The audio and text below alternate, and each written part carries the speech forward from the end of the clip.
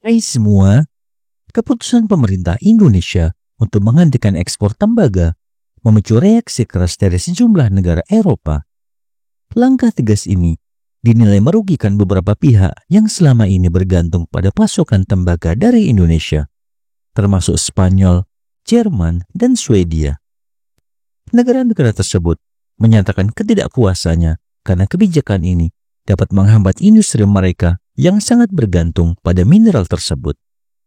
Spanyol, sebagai salah satu negara yang paling terdampak, bahkan dikabarkan mengajukan protes kepada Uni Eropa untuk menekan Indonesia agar kembali membuka keran ekspor. Namun, keputusan ini merupakan bagian dari strategi besar Indonesia untuk memperkuat hilirisasi industri dalam negeri dan meningkatkan nilai tambah produk tambang nasional. Bagaimana kisah selanjutnya? Simak video ini hingga akhir. Namun sebelum melanjutkan, jangan lupa untuk subscribe terlebih dahulu channel ini agar tak ketinggalan info menarik lainnya. Sebagai salah satu negara dengan cadangan tembaga terbesar di dunia, Indonesia memiliki sumber daya yang sangat potensial dalam industri ini. Hingga tahun 2023, cadangan tembaga Indonesia mencapai 2,85 miliar ton dengan produksi tahunan sebesar 920.000 ton. Posisi ini menempatkan Indonesia sebagai produsen tembaga terbesar ketujuh di dunia. Seiring dengan ditemukannya beberapa tambang baru di Pulau Jawa, Nusa Tenggara, dan Sulawesi, produksi tembaga nasional diprediksi akan terus meningkat. Ketua Indonesian Mining Association, Rahmat Makasau, menjelaskan bahwa sejumlah proyek tambang seperti di Banyuwangi, Sumbawa, dan Gorontalo sedang dalam tahap eksplorasi akhir. Dengan cadangan yang begitu besar, tidak mengherankan jika selama ini Indonesia menjadi pemasok utama bagi berbagai negara Eropa, termasuk Jerman, Spanyol, Swedia, dan Bulgaria yang mengimpor lebih dari 1 juta ton tembaga dari Indonesia setiap tahunnya.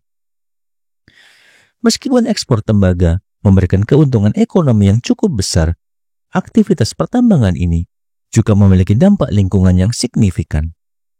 Penambangan tembaga dalam skala besar berpotensi mencemari air dan udara, serta merusak ekosistem sekitar. Berdasarkan laporan jurnalistik BBC, Nomsa Baseko, pencemaran akibat limbah tambang telah menyebabkan penurunan kualitas air bersih di sekitar area pertambangan. Dalam salah satu laporannya, ditemukan bahwa air di wilayah tambang berubah warna menjadi jingga terang dengan bau menyengat dalam hitungan menit.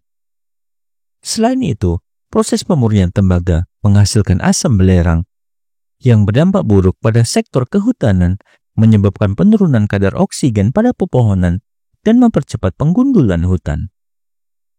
Melihat dampak negatif yang ditimbulkan, pemerintah Indonesia memutuskan untuk menyetop ekspor konsentrat tembaga dan mendorong hilirisasi industri dalam negeri. Kebijakan ini bukanlah hal baru, melainkan kelanjutan dari strategi yang telah dimulai sejak era Presiden Joko Widodo. Pemerintah sebelumnya telah menghentikan ekspor biji nikel pada tahun 2020 yang kemudian terbukti meningkatkan nilai ekspor hingga 19 kali lipat. Meski demikian, penerapan kebijakan serupa pada komoditas tembaga baru bisa dilakukan di era kepresidenan Prabowo Subianto, terutama setelah smelter pengolahan tembaga dalam negeri mengalami perbaikan. Keputusan ini mendapat dukungan dari berbagai pihak, termasuk Direktur Eksekutif Kelios Bima Adinegara yang menegaskan bahwa penghentian ekspor konsentrat tembaga adalah langkah tepat untuk memperkuat tata kelola hilirisasi mineral di Indonesia. Reaksi negatif dari negara-negara Eropa menunjukkan betapa pentingnya tembaga Indonesia bagi industri mereka, terutama di tengah transisi global menuju energi hijau. Spanyol yang memiliki produksi tembaga domestik yang jauh lebih kecil dibandingkan Indonesia, menjadi salah satu negara yang paling keberatan dengan kebijakan ini. Data dari Statista menunjukkan bahwa produksi tembaga Spanyol hanya sekitar 149.500 ton pada tahun 2021, jauh lebih rendah dibandingkan dengan Indonesia. Tidak mengherankan jika Spanyol segera mengajukan keluhan kepada Uni Eropa, mengingat sebelumnya organisasi tersebut juga pernah menggugat Indonesia ke WTO terkait kebijakan larangan ekspor nikel. Bagaimana menurut pendapat Anda? Silakan tuliskan di kolom komentar. Dan jangan lupa untuk like dan share video ini jika bermanfaat. Sampai jumpa di video menarik selanjutnya.